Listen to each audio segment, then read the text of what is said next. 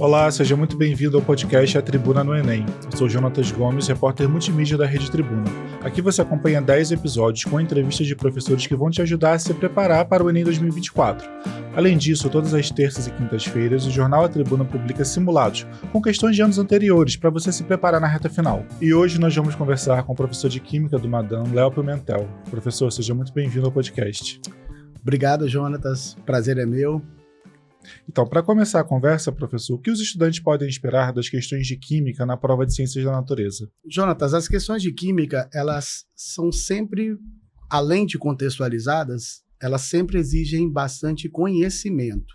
Ao contrário de até antes de 2015, onde eram questões mais de conhecimentos gerais, de 2015 para cá, a prova ela é bem conteudista. Então, o aluno ele tem que se preparar firme, forte, com os conhecimentos básicos e muitas vezes, conhecimentos mais aprofundados da química. E como as questões de Química dialogam com outras disciplinas ali de Ciências da Natureza? A ideia da prova de Ciência da Natureza é ser uma prova interdisciplinar. Isso não acontece na maioria das questões, mas todos os anos nós temos algumas questões onde a química dialoga com a física. Por exemplo, eu tenho uma questão de eletroquímica com uma questão, na mesma questão envolve circuito elétrico, química e física. Eu tenho uma questão de química com biologia, que pode estar relacionado, por exemplo, a meio ambiente. Então, algumas questões, elas têm realmente um caráter interdisciplinar. Muitas, inclusive, podem ser resolvidas apenas com conhecimentos da química, ou apenas com conhecimentos da biologia ou da física. Mas veja, a gente tem que entender que é uma prova de ciências da natureza. A matemática pode aparecer em algum momento também nas questões? Sim, tanto na física, mas na química, que é a minha especialidade, normalmente a gente tem duas questões que envolvem cálculos químicos. Então, o aluno vai precisar de conhecimentos básicos de matemática. Regra de 3, fração, né? Log, em alguns casos. Entendi. Professor, alguns alunos enviaram para a gente algumas perguntas, eu queria reproduzir para o senhor responder, pode ser? Vamos lá. Oi, meu nome é Rafael Taffer, tenho 20 anos e a minha pergunta vai ser relacionada à área de Química. Eu gostaria de saber as matérias que têm maior recorrência na prova para a gente dar uma revisada agora na reta final. Importante, né? Sim. Taffer, olha só, a prova de Química ela é uma prova relativamente previsível. Basicamente, das 15 questões, né, das 45 de Ciência da Natureza, 15 são relacionadas à Química. Nós temos uma repetição de objetos de conhecimento, uma repetição de assuntos, poucas coisas novas. Então, o que a gente observa nos últimos anos é uma distribuição quase que homogênea de todo o conteúdo da Química, mas, assim, se eu tivesse que elencar algum desses assuntos, eu daria como dica a parte de meio ambiente, de eletroquímica, de equilíbrio químico, de estequiometria, a parte de polaridade, solubilidade, forças intermoleculares, ponto de fusão e ebulição, e a parte de estrutura atômica. Reações orgânicas e inorgânicas sempre vão aparecer. Então, assim, é muito difícil dizer esse ou outro assunto. Na maioria dos anos, a prova de Química ela tem uma distribuição bem homogênea dos conteúdos aprendidos ao longo do ensino médio pelo aluno. E como as questões de Química abordam o dia a dia dos alunos? Bom, o objetivo da prova do Enem é ser uma prova que traga esse dia a dia. Então, todas as questões, elas trazem um contexto.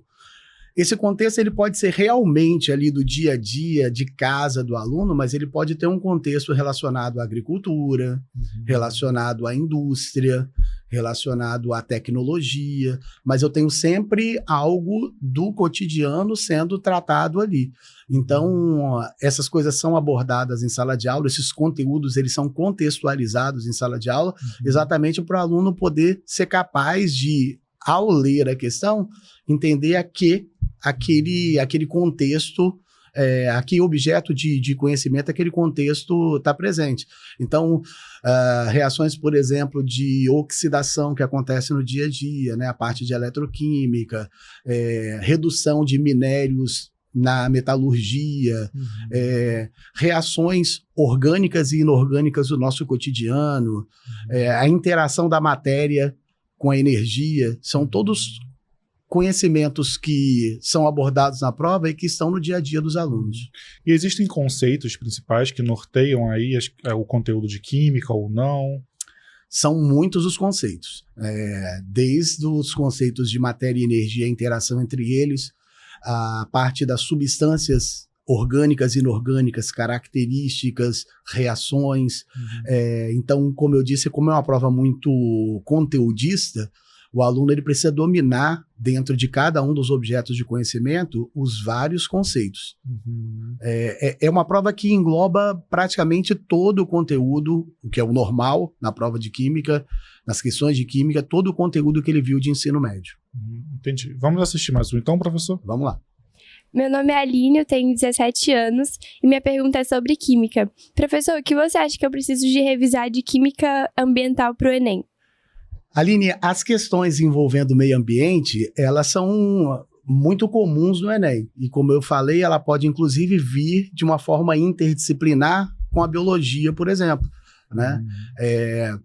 Você tem questões envolvendo eutrofização, que envolvem conceitos de química, conceitos de biologia. A gente não pode esquecer a questão dos combustíveis fósseis, né, que aumentam o efeito estufa. Então, reações de combustão, conhecer os principais combustíveis fósseis. Dentro dessa questão de meio ambiente, o Enem costuma abordar também a saída, né, para essa situação de prejuízo ao meio ambiente, que é a transição energética, que são os combustíveis renováveis. Então, conhecer os principais combustíveis renováveis, como que eles são obtidos. Então, nós temos aí o etanol, nós temos o biogás, né? Nós temos o biodiesel. Então, as reações envolvendo a produção desses biocombustíveis, por que eles não aumentam o efeito estufa, não causam chuva ácida quando comparado com os combustíveis fósseis. Todas essas relações, elas são eventualmente cobradas e são importantes, ainda mais no momento em que a gente vive de alterações climáticas.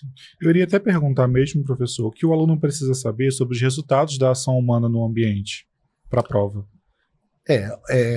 Pode ser um assunto, e provavelmente vai ser um assunto abordado, porque a gente vive esse momento de transição energética, da ação antrópica sobre o meio ambiente, e o país tem experimentado, né, nesse momento, os problemas do agravamento da situação climática. Então, essa parte de meio ambiente envolvendo a diminuição da queima de combustíveis fósseis, a transição energética para combustíveis que causam menos impacto ambiental, né? Começando com gás natural, que dos combustíveis fósseis é o menos poluente, até você chegar nos combustíveis renováveis, ela é muito importante e muito provavelmente vai ser abordado em alguma questão. Seria até uma surpresa você não ter uma questão ou mais de uma questão na prova de ciência da natureza envolvendo o meio ambiente, energia, etc. Vamos ouvir mais uma pergunta, então? Vamos lá. Meu nome é Pedro Henrique Amorim Almeida, tenho 19 anos e eu vou fazer uma pergunta para Química. Gostaria de saber, em relação à matéria de reações orgânicas e inorgânicas, qual a probabilidade delas caírem no Enem, por mais difíceis que elas sejam? Pedro, a parte de reações, seja orgânicas ou inorgânicas, ela é uma parte que os alunos consideram difíceis, né? Principalmente a parte de reações orgânicas, e ela cai em dois contextos, basicamente, Pedro.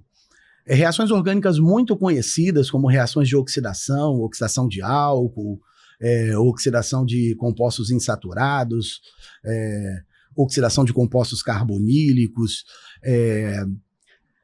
reações de substituição, como esterificação, hidrólise básica, todos assuntos que os alunos da terceira série conhecem. E muitas vezes aparece uma reação, seja orgânica ou inorgânica, de certa forma desconhecida ou pouco conhecida, Pedro, mas o Enem ele te dá um modelo e a partir desse modelo você vai aplicar esse modelo numa situação problema. Então, muita tranquilidade, a gente sempre fala, nunca vai cair algo que você não tem estudado, vocês estão preparados para qualquer coisa ou para qualquer tipo de questão. A resposta está sempre em cima daquilo que foi estudado. Então, muita tranquilidade, muita calma para você perceber o que tem que fazer, principalmente nessas questões envolvendo reações. E algum assunto seria uma surpresa, professor, na prova? Olha, é muito difícil hoje você falar assim, um assunto que seja surpresa, porque a prova de química, ela sempre teve uma abrangência, abrangeu todos os conteúdos do ensino médio.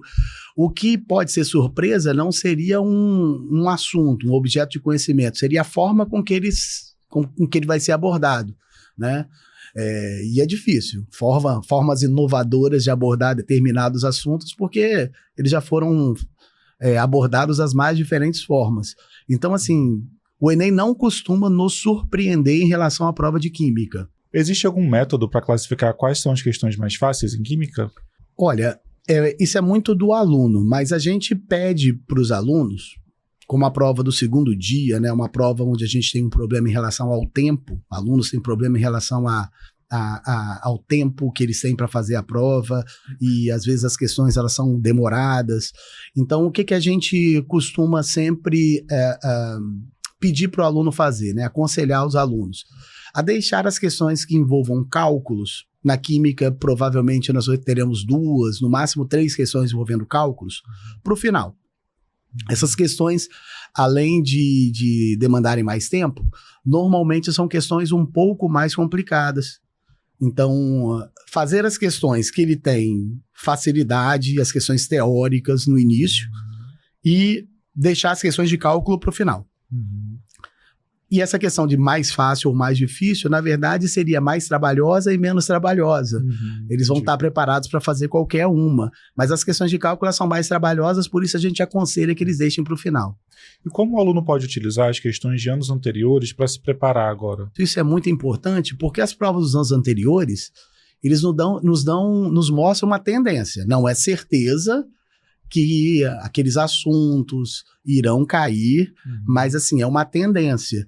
Então, mostra que questões envolvendo o meio ambiente caem muito, questões de cinética, equilíbrio químico, estequiometria, estrutura atômica, polaridade, solubilidade, são assuntos que caem com frequência. Então, radioatividade também é um assunto muito importante. Então, fazer as provas dos anos anteriores, isso para o Enem ou para qualquer outro vestibular que o aluno venha fazer, é importantíssimo porque ele te traz essa tendência do que normalmente é cobrado. E agora, na reta final, qual é a melhor forma de se preparar para a prova de química? Bom, além de fazer as provas dos anos anteriores, né, e isso aí eu consideraria como a principal forma de você se preparar nessa reta final, você pegar justamente esses assuntos que você observa que são recorrentes e revisá-los, tá? Confiar na revisão que vai ser feita na sala de aula com o seu professor, né, no material que você tem de revisão que é trabalhado em sala de aula, e entender que ele passou por todo um processo ao longo do ano e que esse processo vai ser posto à prova agora. E o aluno que teve disciplina, que estudou com frequência, que fez os exercícios, que frequentou as aulas, ele vai estar preparado para a prova do Enem. A questão toda é que o que pode fazer diferença no dia também é a questão da tranquilidade. Eu sei que isso é difícil para boa parte dos nossos alunos, eles são ansiosos, mas a gente tem que sempre pensar que tudo foi feito conforme o planejado. Então, chegar lá e fazer o seu melhor. Professor, obrigado pela participação. Eu que agradeço. E esse foi o podcast A Tribuna no Enem. Você acompanha essa entrevista no jornal A Tribuna, no portal Tribuna Online, no nosso canal no YouTube e nos principais tocadores de podcast.